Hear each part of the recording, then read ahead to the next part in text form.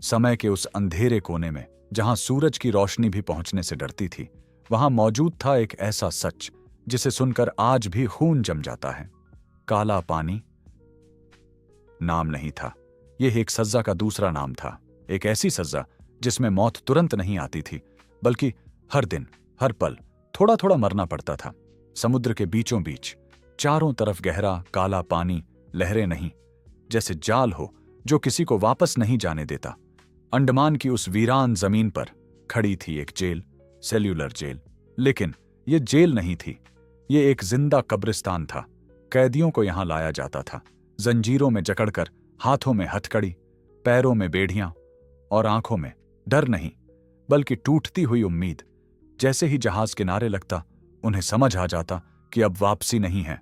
हर कैदी को मिलती थी एक कोठरी, अकेली, तंग, घुटन से भरी, इतनी छोटी कि इंसान खड़ा रहे तो बैठ न सके और बैठे तो सीधा न हो सके। अगर कोई चिल्लाए भी तो उसकी चीख उसी के कानों में दम तोड़ देती थी। और फिर शुरू होता था असली नरक।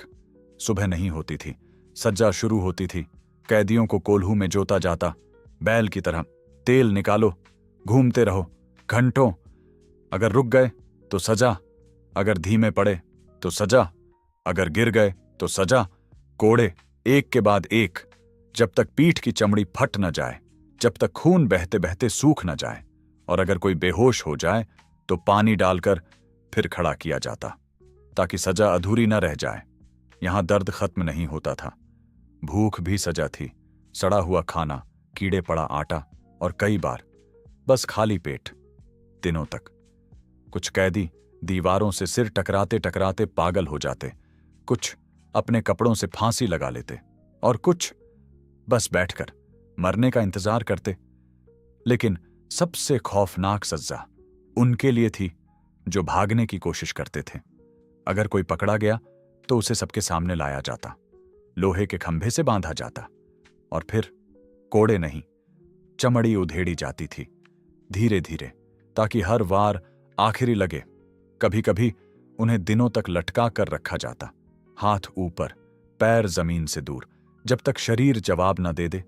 और अगर फिर भी सांस बच जाए तो उन्हें अंधेरी कोठरी में फेंक दिया जाता, जहां न रोशनी न पानी, सिर्फ इंतजार, मौत का। यह सजा सिर्फ शरीर को तोड़ने के लिए नहीं थी, यह इंसान को अंदर से खत्म करने के लिए थी। उसकी उम्मीद, उसकी पहचान, उसका अस्तित्व, सब कुछ। और फिर भी कुछ लोग टूटे नहीं। उन्होंने दर्द सहा, चीखें दबाईं, लेकिन हार नहीं मानी। आज हम आजाद हैं, लेकिन उस आजादी के पीछे काला पानी की वो दीवारें हैं जो आज भी खामोशी में चीखती हैं, क्योंकि काला पानी कभी खत्म नहीं हुआ। वो आज भी वहीं है, अंधेरे में इंतजार करता है।